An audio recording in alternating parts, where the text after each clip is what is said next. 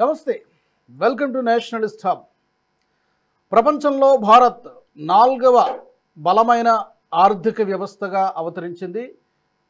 జపాన్ని అధిగమించి ఈ యొక్క ఘనతను సాధించింది. 2021లో 5వ ఫిఫ్త్ లార్జెస్ట్ ఎకానమీగా భారత్ అవతరించింది. ఇప్పుడు 2025 మేలో 4వ అతిపెద్ద ఆర్థిక వ్యవస్థగా అవతరించింది. మరి 2014లో 10వ ర్యాంకులో ఉన్నటువంటి భారత్ ఇప్పుడు 4వ స్థానానికి చేరుకుంది. మరి థర్డ్ లార్జెస్ట్ ఎకానమీగా అవతరించాలంటే ఇంకా ఎంత సమయం పడుతుంది? ఏ విధంగా ఎదిగింది ఈ 10 సంవత్సరాల కాలంలో? 2014 నుంచి 2025 మధ్య కాలంలో ఎలాంటి నిర్ణయాలు తీసుకోవడం ద్వారా ఈ స్థాయికి భారత్ చేరుకోగలిగింది? మరి నెంబర్ 3, నెంబర్ 2కి వెళ్ళాలంటే ఇంకా ఎలాంటి నిర్ణయాలు తీసుకోవాల్సి ఉంటుంది? ఎన్ని సంవత్సరాల సమయం పెట్టేటువంటి అవకాశం ఉంది? తాజాగా ఈ నిర్ణయాన్ని నీతి ఆయోగ్ CEO BVR సుబ్రహ్మణ్యం ప్రకటించడం జరిగింది తాజాగా. మరి ఈ అంశానికి సంబంధించి మనతో మాట్లాడడానికి అందుబాటులో ఉన్నారు అంతర్జాతీయ వ్యవహారాల విశ్లేషకులు మామిడి గిరిధర్ గారు. గిరిధర్ గారు నమస్తే. నమస్తే రాజు గారు. నమస్తే. ఒక భారతీయుడిగా ఇది మనందరం సంతోషించాల్సినటువంటి విషయమే. అయితే ముందుగా మీ ఇనీషియల్ రిమార్క్స్ ఏంటి? అంటే 21 నుంచి 25 నెంబర్ 10 నుంచి చేరుకోవడానికి ప్రతి ఇయరు మనకి 2014లో 10వ ర్యాంకు, 15లో 9వ ర్యాంకు, 16లో 7th ర్యాంకు, 17లో 6th ర్యాంకు. బట్ ఆ 17 తర్వాత 21 దాకా మనం ఎక్కువ సమయం తీసుకోవడం జరిగింది 5థ్కి రావడానికి. ఇప్పుడు 4థ్కి రావడానికి మరికొంత సమయం తీసుకున్నాం. ఎలా మీరు అనలైజ్ చేస్తారు? మనకు ఈవెన్ వ్యక్తిగతంగా మనం చూస్తే కూడా లక్షాధికారి అవ్వడానికి చాలా సమయం పడుతుంది. ఒకసారి లక్షాధికారి అయిన తర్వాత 10 లక్షలు సంపాదించడం తొందరగానే అవుతుంది. ₹1 సంపాదించడం మనకు కొంతకాలం పడితే 1 కోటి నుంచి 3 కోట్లు 5 కోట్లు అవడానికి చాలా తొందరగా చేయొచ్చు. అందుకని అది యొక్క ధనం యొక్క నేచర్ అటువంటి. ఒక స్థాయికి వెళ్ళిన తర్వాత అక్కడి నుంచి చాలా త్వరితగతిన మనం పైకి వెళ్ళేటువంటి అవకాశాలు. కానీ దాన్ని ఆచితూచి వ్యవహరించాలి. దానిలో కొంత మనకు ఒక విధమైనటువంటి డైరెక్షన్ ఉండి నేతృత్వం ఉంటే తప్పకుండా మనం అచీవ్ చేయొచ్చు. మన దేశంలో గతంలో ఎలా ఉండేదంటే కనుక కరప్షన్ విపరీతంగా ఉండేది, పాలసీ పారాలిసిస్ ఉండేది. పాలసీ ఎవరు నిర్ణయించేవాళ్ళు ఎక్సెసివ్, మనకు ఈ సోషలిజం భావజాలాలు చాలా ఎక్కువ ఉండేవి. కాబట్టి పెట్టుబడులు ఎక్కువ మనం పెట్టేవాళ్ళం కాదు. క్యాపిటల్ ఇన్వెస్ట్మెంట్స్ చాలా తక్కువ ఉండేవి.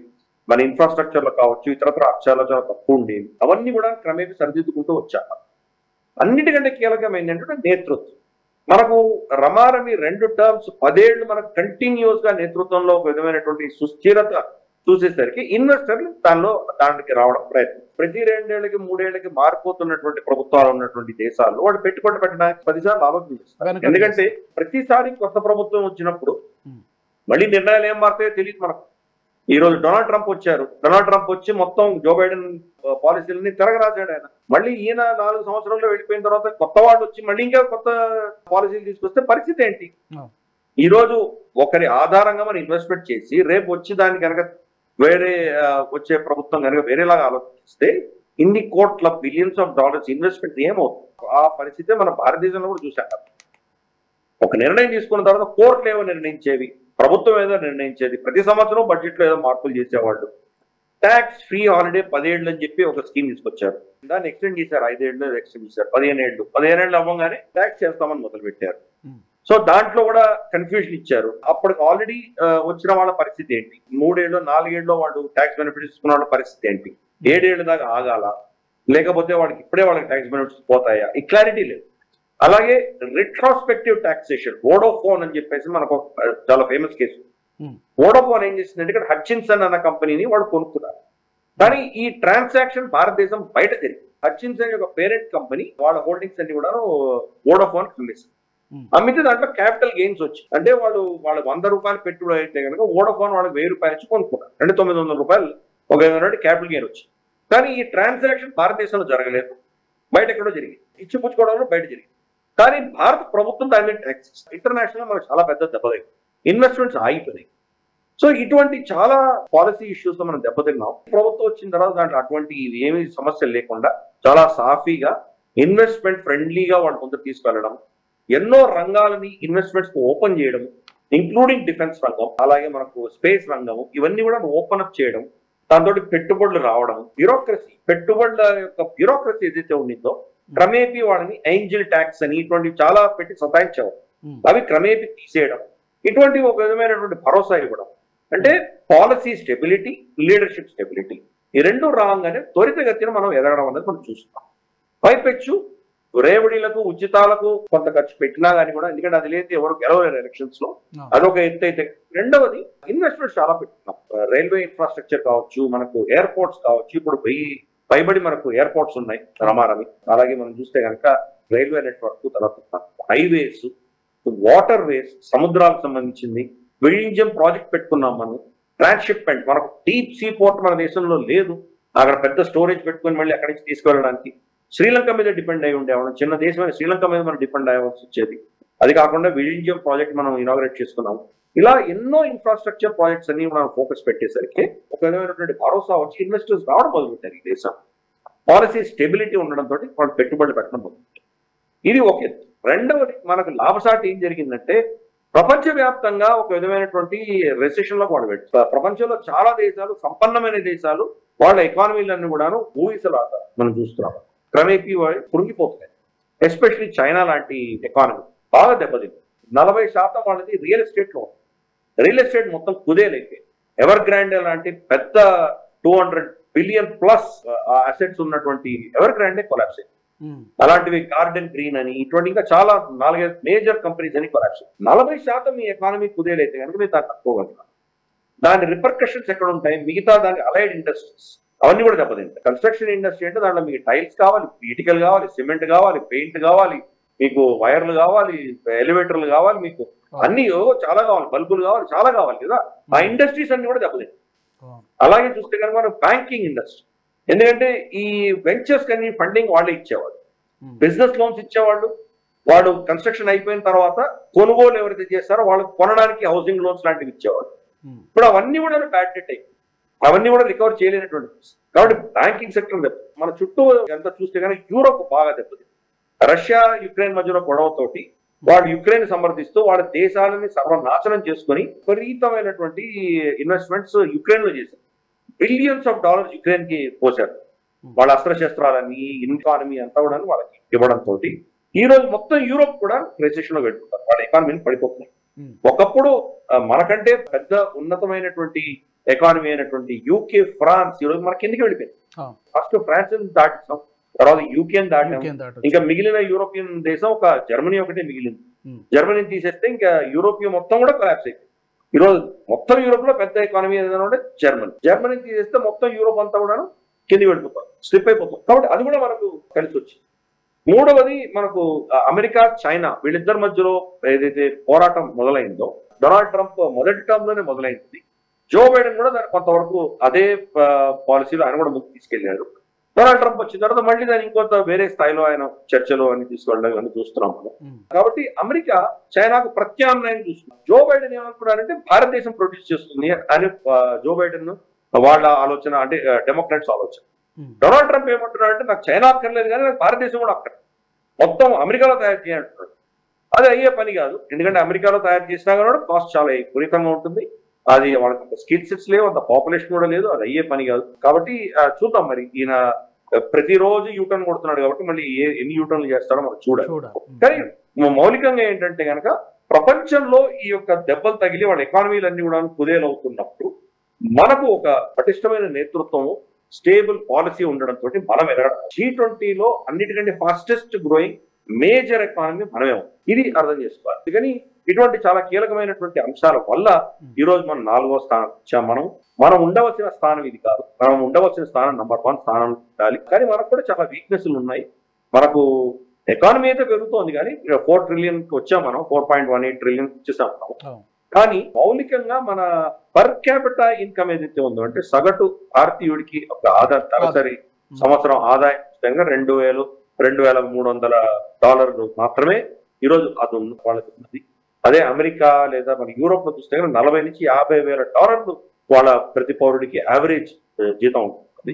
మనం ఎక్కడున్నాం కాబట్టి ఇంకా మనం వెళ్ళవలసిన చాలా దూరం ఉన్నది. ఒక జీడిపి మాత్రమే మనకు సరిపోవు, కానీ అది చాలా కీలకమైంది.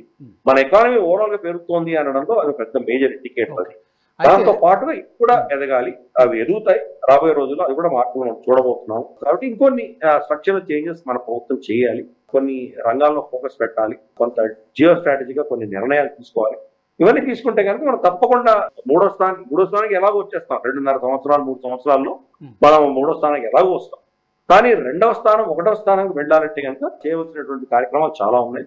అవన్నీ చేస్తే కానీ మనం ఆ స్థాయికి వెళ్ళలేము. కానీ ప్రస్తుతానికి మనం ఇంతవరకు వచ్చాము, ఇంకా ఒక మెట్టు మాత్రం తప్పకుండా ఎక్కుతాము.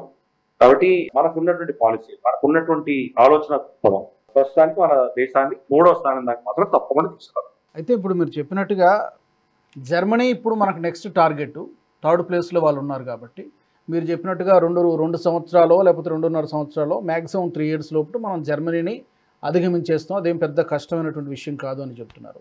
ఇప్పుడు గ్లోబల్గా ట్రేడ్ వార్ జరుగుతోంది. ట్రంప్ చాలా రకరకాల నిర్ణయాలు, కొంతమంది పిచ్చి పిచ్చి నిర్ణయాలు అంటున్నారు, యూటర్న్స్ తీసుకుంటున్నాడు, ఒక మాట మీద ఉండడం లేదు.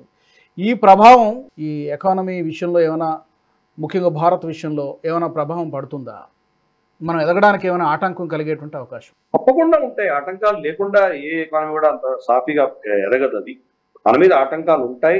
ప్లస్ పైపెచ్చు ఎదుగుతున్నటువంటి ఎకానమీ వాళ్ళ చెప్పు చేతుల్లో ఉండాలి అని భావించేటువంటి అమెరికా మనకంత స్మూత్ గా సాఫీగా మనం ఎదగడానికి వాళ్ళు ఒప్పుకోరు.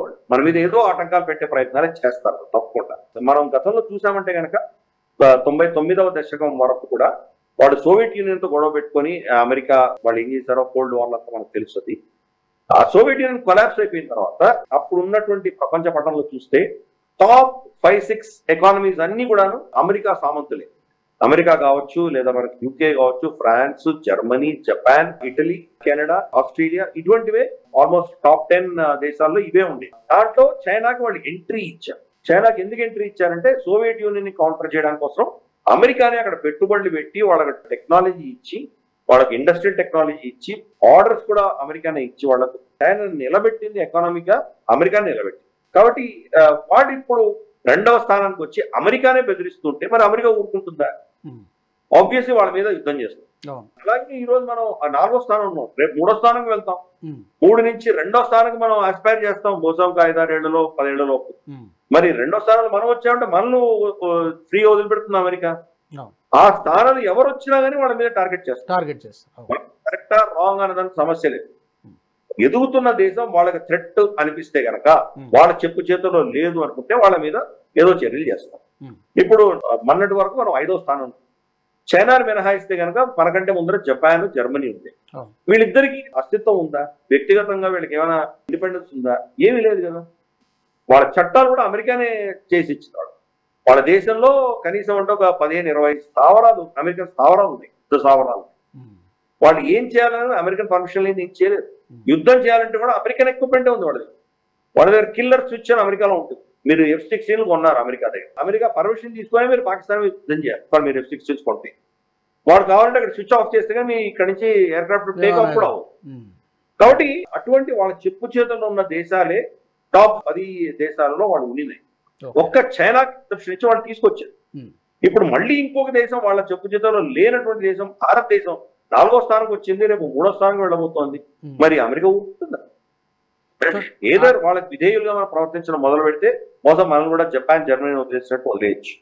లేదు, స్వయం ప్రతిపత్తితోటి సొంతగా మనం మన ఎదుగుదలని మనం కనుక ఫోకస్ పెట్టి మనమే ఎదుగుతూ పోయాం, వీళ్ళ ఇన్ఫ్లుయెన్స్ లేకుండా అంటే కనుక తప్పకుండా అప్పుడు వాళ్ళు మన మీద ఏదో చర్యలు చేసేటువంటి ప్రయత్నం చేస్తారు. మన దేశాన్ని విభజించడం, బహుశా ఈశాన్య రాష్ట్రాల్లో పెట్టడం, క్రిస్టియన్ దేశం తయారు చేయడం, పాకిస్తాన్ వాడుకొని ఇక్కడ ఉగ్రవాద చర్యలు చేయడం, చైనాని ప్రోత్సహించి కొంత భూభాగాన్ని కబ్జా చేసుకోమని అడగడం. ఎందుకంటే 71 యుద్ధంలో మనం ఈస్ట్ పాకిస్తాన్ మీద యుద్ధం చేస్తున్నప్పుడు రిచర్డ్ నిక్సన్ స్వయాన చైనాకి రిక్వెస్ట్ పంపించి, మీరు ఇంకో ఫ్రంట్ ఓపెన్ చేయండి భారతదేశంతో, వాళ్ళ సైన్యం మీ దగ్గర యుద్ధం చేయడానికి రావాలి, దాంతో ఈస్ట్ పాకిస్తాన్ ని రక్షించిన వాళ్ళం అవుతాం, ఈస్ట్ పాకిస్తాన్ వీళ్ళు ఏం చేయలేరు, కాబట్టి మీరు భారతదేశం మీద యుద్ధం ప్రకటించండి అని అమెరికా చైనాకు చెప్పింది 1971. కాబట్టి మళ్ళీ అటువంటి చేయడం మనం ఏం చెప్పడానికి వీల్లేదు. వాళ్ళకు మిత్రులు లేరు, శత్రువులు లేరు. ఇన్ఫాక్ట్ సామర్థ్యం మనం చూసాం కదా, వాళ్ళు శత్రువు ఎవరైతే ఉన్నారో అతనికి చాలా గడ్డు కాలం ఉంటుంది. కానీ అమెరికా మిత్రుడు అవ్వడం అన్నది ఆత్మహత్య కంటే తక్కువేం కాదు అని చెప్పేసి కొంతమంది అభివర్ణిస్తారు. ఎందుకంటే అటువంటి నా దేశం వాళ్ళకు మోరల్స్ లేవు, స్క్రూపుల్స్ లేవు, వాళ్ళ ఆధిపత్యమే కీలకం. దానికోసం ఎవరినైనా వాళ్ళు ఏమైనా చేయడానికి బలి ఇవ్వడానికి సిద్ధంగా ఉంటుంది. ఈ రోజు యూకే ఈ రోజు మనకు 6వ స్థానంలో పడిపోయింది అంటే కనుక దానికి కారణం ఏంటంటే అమెరికా అమెరికా పాలసీ ప్రకారం బ్రిటన్ యొక్క ఎకానమీ మొత్తం వాళ్ళు టేక్ ఓవర్ చేసేసారు. అదే పని దాన్ని నొక్కేశారు. అయినా బ్రిటన్ కి ఆప్షన్ లేకుండా వాళ్ళ సామంతులుగా ఉంటున్నారు. ఓవరాల్ గా ఎకానమీస్ లో ఎదిగేటువంటి ఎకానమీని కంట్రోల్ చేయాలి అన్నటువంటి నేరేటివ్ అమెరికా ప్రయత్నం. గత ప్రభుత్వాలు చేయలేకపోయినటువంటివి 2014 తర్వాత ఇందాక మీరు స్టార్టింగ్లో కొన్ని చెప్పారు. ప్రపంచవ్యాప్తంగా జరిగినటువంటి పరిణామాల వల్ల మనం భారత్ ఎదిగిందా? డెఫినెట్గా ఎంతో కొంత ఇక్కడ ఉన్నటువంటి సుస్థిరమైనటువంటి ప్రభుత్వం కానీ లేకపోతే వీళ్ళు తీసుకున్నటువంటి పాలసీ నిర్ణయాలు కానీ ఇవి ఎంతమైనా అంటే గత ప్రభుత్వాలు చేయలేకపోయినవి ఇప్పుడు ఎన్డీఏ ప్రభుత్వం చేసింది ఏంటి? ఎలాంటి నిర్ణయాలు ఈ స్థాయికి చేరుకోవడానికి దోహదపడ్డాయని మీరు అనుకుంటున్నారు? చివరిగా తప్పకుండా రెండూ ఉన్నాయి. నేను చెప్పినట్టు ప్రపంచవ్యాప్తంగా వాళ్ళందరూ వాళ్ళందరూ దెబ్బలు తగ్గుతున్నాయి కాబట్టి మనకు అదొక లాభసాటి అయింది ఆ విషయం. అలాగే మనం కూడా చాలా మంచి పనులు చేశాం. ఫర్ ఇన్స్టెన్స్ మనం జిఎస్టీ తీసుకొచ్చాం. లేకపోతే మనకి ఎంత లిటిగేషన్ ఉండింది, రెండు రాష్ట్రాల మధ్యలో ఎంత కన్ఫ్యూజన్ ఉండింది ఏపీ జిఎస్టీలో. అలాగే 25-30 చట్టాలు ఉండినాయి దాంట్లో. ఆక్ట్రాయ్ అని ఇంకేంటంటే అదే అని మన్ను మశానం చాలా ఉండింది. తర్వాత మనకు ఎక్సైజ్ డ్యూటీ అని ఎన్నో ఉండినాయి. అవన్నీ తీసేసి మనం జిఎస్టీని తీసుకొచ్చాం. అది కంప్లీట్ గా ఆటోమేట్ చేసింది. దాంట్లో ఇప్పుడు కూడా ఇంకా కొన్ని ఇబ్బందులు ఉన్నాయని లేదని అనట్లేదు. కానీ మొత్తం దేశం కాశ్మీర్ నుంచి కన్యాకుమారి దాకా, గుజరాత్ నుంచి మనకు అరుణాచల్ ప్రదేశ్ దాకా మొత్తం యావత్ దేశం యావత్ భారతం కూడా ఒకటే ఇండైరెక్ట్ ట్యాక్స్ ప్లాట్ఫామ్ మీద రావడం అనేది చాలా పెద్ద విజయం కింద మనం భావించాం. రెండవది డిమానిటైజేషన్. డిమానిటైజేషన్ చేయడంతో ఏమైందంటే ఈ రోజు ఎకానమీ అంతా కూడా కంప్లీట్ గా డిజిటల్ ఎకానమీగా మారిపోయాం. నేను ఫర్ ఇన్స్టెన్స్ ఇది యూపీఐ ఏవి పెట్టుకోలేదు. ఫోన్ పేలు ఇటువంటివి మనకు పేటిఎం లాంటివి నా దగ్గర ఏమీ లేవు. ఈ రోజు నేను బయటికి వెళ్తే క్యాష్ ఇస్తే కనుక తీసుకోవడానికి ఎవరు సిద్ధంగా లేరు, నాకు చిల్లర ఇవ్వడానికి ఎవరు సిద్ధంగా లేరు. అందరూ పేటిఎం ఉంటాడు సార్ అంట. సో అందుకని ఈ రోజు చిన్న చిన్న దుకాణాలు కూడా, చాయ్ దుకాణం కూడా ఈరోజు క్యాష్ తో సంబంధం లేకుండా డిజిటైజ్ అయిపోయింది. ఇంత డిజిటల్ ఎకానమీ రావడంతో మన దగ్గర ఏమైందంటే యూనికార్న్స్ తయారు. యూనికార్న్స్ అంటే మనకు తెలుసు కదా, అంటే పబ్లిక్ ఇష్యూ వెళ్ళక ముందర అది ప్రైవేట్ రంగ సంస్థలో ఉన్నటువంటి కంపెనీ పబ్లిక్ ఇష్యూ కాక ముందర వాళ్ళ కనుక వాల్యుయేషన్, మార్కెట్ వాల్యుయేషన్ $1 బిలియన్ కంటే ఎక్కువ ఉందంటే కనుక దాన్ని యూనికార్న్ అని పిలుస్తాం. ఈ రోజు భారతదేశంలో 110 పైబడి యూనికార్న్స్ ప్రపంచంలో 3వ స్థానంలో మనం వచ్చాం. సో మనం పెద్దగా ఇంప్లిమెంట్ చేయలేదు. గొప్ప గొప్ప టెక్నాలజీ మనం ముందు తీసుకురా. మనకంటే ముందర టెక్నాలజీ చాలా అద్భుతమైన టెక్నాలజీస్ అమెరికాలోను, చైనాలోను, ఇజ్రాయెల్లో వస్తుండొచ్చు. కానీ ఇంత మన డిమానిటైజేషన్ అయిపోయిన తర్వాత మన ఏదైతే డిజిటల్ ఎకానమీ భారతదేశంలో వచ్చిందో దాని ఆధారంగా చాలా పెట్టుబడులు వచ్చినప్పుడు దాంట్లో కొంత టెక్నాలజీ కూడా ఇంప్రూవ్మెంట్స్ అనేవి మనం చూస్తున్నాం. అలాగే సోషల్ టెక్నాలజీ, సమాజంలో ఉన్నటువంటి టెక్నాలజీ. ఫర్ ఇన్స్టెన్స్ మనకు కోవిన్ కావచ్చు, ఆధార్ కావచ్చు, యూపీఐ బేస్డ్ మనకు థంబ్ ఇంప్రెషన్ తోటి, బయోమెట్రిక్స్ తోటి మనం ట్రాన్సాక్షన్స్ చేయడం కావచ్చు. ఇవన్నీ కూడా మన డిజిటల్ లాకర్స్ కావచ్చు. మనకి ఇప్పుడు ఫర్ ఇన్స్టెన్స్ డ్రైవింగ్ లైసెన్స్ కానీ, మీ వెహికల్ రిజిస్ట్రేషన్ నంబర్ కానీ ఫిజికల్ గా మీరు తీసుకెళ్ళక్కర్లేదు, అది డిజిటల్ దీంట్లో ఉంటుంది. కాబట్టి ఎవరు అడిగినా డిజిటల్ గా చూపించవచ్చు. కాబట్టి ఈ టెక్నాలజీ మార్పు అన్నది మన సమాజంలో ఈరోజు గణనీయంగా చూసుకోవాలి. దీనివల్ల మనకు ఇటువంటివి 2-3 అంశాలు మనకు చాలా కలిసి వచ్చినాయి. దాంతో మన ఎకానమీ ఒక విధమైనటువంటి యాక్సిలరేటెడ్ డెవలప్మెంట్, చాలా త్వరితగతిన మనం ఈ స్థాయికి మనం రాగాలి. కానీ మన ఎకానమీలో కూడా మనం ఆపుతున్నవి కొన్ని అంశాలు. మొట్టమొదటి అంశం ఏంటంటే మన స్ట్రక్చర్, సోకాల్డ్ ఫెడరల్ స్ట్రక్చర్ అందామా. దీన్ని మనకు ఉన్నటువంటి కేంద్రము, రాష్ట్రం, ఈ యొక్క మధ్యలో ఉన్నటువంటి గొడవలు. ఎందుకంటే కేంద్రమే అన్ని దీన్ని నిర్ణయించలేదు కదా. ఎకానమీలో రాష్ట్ర ప్రభుత్వాల ప్రమేయం కూడా చాలా ఉంటుంది కదా. ఎకానమీ వాళ్ళ చేతుల్లో కూడా చాలా ఉంది కదా. లోకల్ గా అంతా వాళ్ళే నడిపించాలి. వ్యవసాయం కానీ, ఇండస్ట్రీ కానీ, పాలసీలు అన్ని వాళ్ళ దగ్గర ఉన్నాయి. కాబట్టి వాళ్లలో మనం ఎంత ఎఫిషియన్సీ ఉంది, వాళ్ళు ఎంత రేవడీ కల్చర్, ఎంత ఉచితాలించుకుంటూ ఓట్ల కోసం వాళ్ళు తంటాలు పడుతున్నారో మనం చూస్తున్నాం. అవి తగ్గితే కనుక ఇంకా త్వరితగతిన మనం పెరిగేటువంటి అవకాశాలు. కాబట్టి ఒక సెంట్రల్ గవర్నమెంట్ ఒకటి చేస్తే లాభం లేదు, స్టేట్ గవర్నమెంట్ చేయాలి. అది మన వీక్నెస్.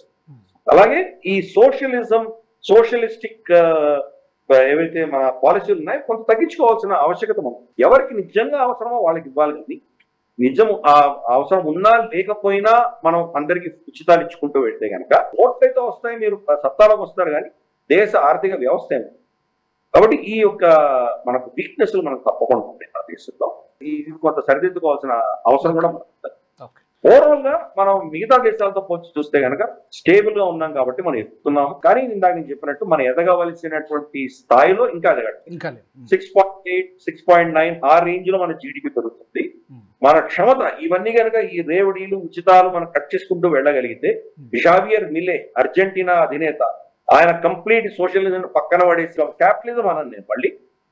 దాని ఇన్వెస్ట్మెంట్ ఆధారంగా దాన్ని ఎవరికి అవసరమో వాళ్ళకి మాత్రమే ఇచ్చుకుంటూ చాలా మార్పులు, ఒక విధమైనటువంటి డ్రామాటిక్ మార్పులు ఆ దేశంలో తీసుకొచ్చిన తర్వాత మొట్టమొదటిసారి ఆల్మోస్ట్ 40-50 సంవత్సరాల తర్వాత ఆ దేశంలో మొట్టమొదటిసారి డెఫిసిట్ బడ్జెట్ లేదు. వాళ్ళ బడ్జెట్ లో వాళ్ళకి ఆదాయం ఎంత ఉందో వాళ్ళ ఖర్చు దాన్ని మించి లేకుండా తీసుకురాగలిగాడు. బహుశా మనం కూడా అటువంటి పరిస్థితులు తీసుకురావాలి. మనకున్న మేజర్ ప్రాబ్లం ఏంటంటే మన దేశంలో ఉన్నటువంటి పేదరికము, మన దేశంలో ఉన్నటువంటి నిరక్షరాస్యత, స్కిల్స్ లేకపోవడం. వీటి మీద ఇన్వెస్ట్మెంట్స్ చేయాలి కాబట్టి కోసం ఇంకో దశకమో 2 దశకాల ఖర్చు మనం. కానీ ఓవరాల్ గా మనం చేస్తున్నదంతా కూడా గుణం చూపిస్తోంది ఈ రోజు. ఎందుకంటే నేతృత్వము, పాలసీలు స్టేబుల్ గా ఉన్నాయి. రేపటి రోజు నేతృత్వం మార్పిడి వస్తే కనుక బహుశా మళ్ళీ మనం దెబ్బలు తినేటువంటి ప్రమాదం ఉండదు మనకు. అటువంటి దెబ్బలు తగలకుండా ఇంకా ఇన్వెస్ట్మెంట్స్ మనం పెంచుకోవాలి. మన సోషల్ ఇన్ఫ్రాస్ట్రక్చర్, ఎడ్యుకేషన్ మీద పెంచాలి, స్కిల్స్ ని పెంచుకునే దిశగా మనం వెళ్ళాలి. అలాగే మన పెట్టుబడులు, మన ఇన్ఫ్రాస్ట్రక్చర్ మీద, ఆస్తుల మీద ఎక్కువ పెట్టడం మొదలు పెట్టాలి. అది పెట్టినప్పుడు మనం తప్పకుండా ఈ 6.9 నుంచి 10% వెళ్ళేటువంటి క్షమత మన దేశంలో తప్పకుండా ఉంది. Thank you sir, thank you very much. Giridhar గారు, మీరు అన్నట్టుగా కోట్లాది మంది ప్రజలు కోరుకుంటున్నట్టుగా ఇది మంచి పరిణామమే. కాకపోతే ఎక్కాల్సిన మెట్లు ఇంకా చాలా ఉన్నాయి, ప్రయాణించాల్సిన దూరం ఇంకా చాలా ఉంది. ఉండాల్సిన స్థానం అయితే నెంబర్ 4 కాదు, నెంబర్ 1లో ఉండాలి. చూద్దాం మరి. ముందైతే నెంబర్ 1 కంటే ముందు నెంబర్ 3కి అయితే వెళ్ళాలి. కాబట్టి వీలైనంత త్వరగా 1-2 సంవత్సరాల్లో ముందు 3rd లార్జెస్ట్ ఎకానమీగా అవతరించాలి. ఆ తర్వాత ఇంకా మిగతా మెట్లు ఎక్కాల్సి ఉంది. Thank you very much Giridhar garu, thank you very much for your answers. ధన్యవాదాలు. మరి ఈ అంశానికి సంబంధించి మీ అభిప్రాయాలను కూడా మీరు కామెంట్స్ రూపంలో తెలియచేయవచ్చు. భారత్ నెంబర్ 1గా ఎదగాలంటే ఇంకా పాలసీ పరంగా కానివ్వండి, ప్రభుత్వం నుంచి కానివ్వండి, ఇంకా ఎలాంటి నిర్ణయాలు తీసుకుంటే బాగుంటుంది, మీ అభిప్రాయాల్ని కామెంట్స్ రూపంలో తప్పకుండా తెలియచేయండి. Nationalist hub NHTV group of ఛానల్స్ని సబ్స్క్రైబ్ చేసుకోండి. జాతీయవాద జర్నలిజాన్ని ప్రోత్సహించండి. జై హింద్.